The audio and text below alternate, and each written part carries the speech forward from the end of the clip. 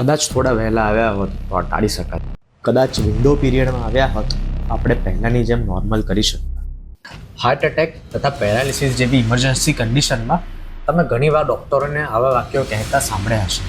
તો શું હોય છે આ વિન્ડો પીરિયડ? શું હોય છે ગોલ્ડન હવર? આજે આપણે સમજીશું.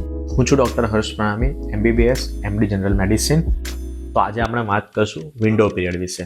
કયા કયા રોગોમાં આ વિન્ડો પીરિયડનો કોન્સેપ્ટ લાગુ પડે છે અને શા માટે આ સમય આટલો કિંમતી છે. વિન્ડો પીરિયડ એટલે ગોલ્ડન અવર. આ કલાકો એવા છે કે જે દરમિયાન આપણે જો દર્દીને સમયસર સારવાર આપી શકીએ તો દર્દી સંપૂર્ણપણે નોર્મલ થઈ શકે છે.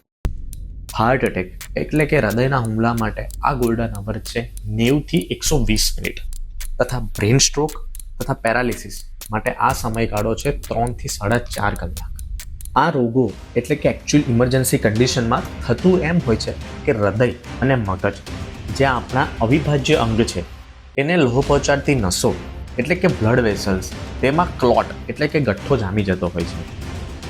આ ક્લોટ કે ગઠ્ઠાને આપણે આ ગોલ્ડન અવર દરમિયાન જો ઓગાળી શકીએ તો આપણે દર્દીને સંપૂર્ણપણે નોર્મલ એટલે કે હૃદય અને મગજને સંપૂર્ણપણે નોર્મલ કરી શકીએ છીએ. અને હા, જો આ સમય નીકળી જાય તો આપણે હૃદય અને મગજને આ સમય દરમિયાન થયેલા નુકસાનથી બચાવી શકતા નથી, એટલે કે ઇરિવર્સિબલ ડેમેજ થઈ શકે છે. શું તમે પણ ક્યારેક આવો અનુભવ કર્યો છે કે કોઈને આવો અનુભવ કરતા તમે જોયા છે? તો હવે તમે સમજી ગયા છો કે શું વસ્તુ છે આ.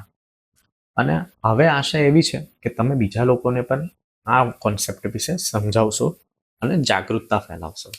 વિન્ડો પીરિયડ દરમિયાન આપણે કયા કયા લક્ષણોને ધ્યાનમાં રાખવા જોઈએ, કયા સાઇન્સ એન્ડ સિમ્ટમ્સ આપણે ધ્યાનમાં રાખવા જોઈએ, એની ચર્ચા આપણે આવતા વિડીયોમાં કરીશું.